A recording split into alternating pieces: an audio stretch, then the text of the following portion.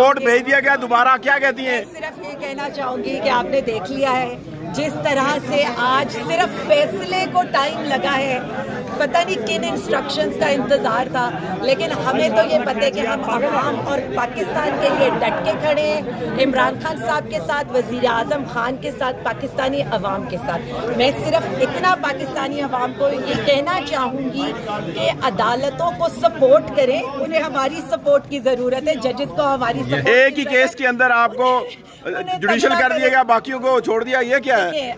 आलिया हमजा बहुत स्पेशल है। अगर ना होती तो हर शहर के पर्चे ना करते, अगर ना होती तो हर शहर की जेलों में ना फिराते। मैं सिर्फ इतना कहना चाहूँगी, इन्हें ये लगता है कि मुझे अंदर रखकर अगर पंजाब में मोबिलाइजेशन रुक जाएगी तो ऐसा नहीं होगा।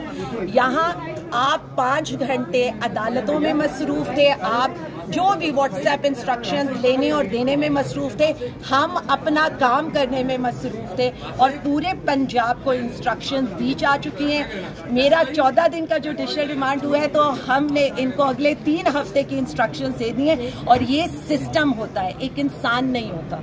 और आप ये देखेंगे कि आपको पंजाब मोबिलाइज नजर आएगा।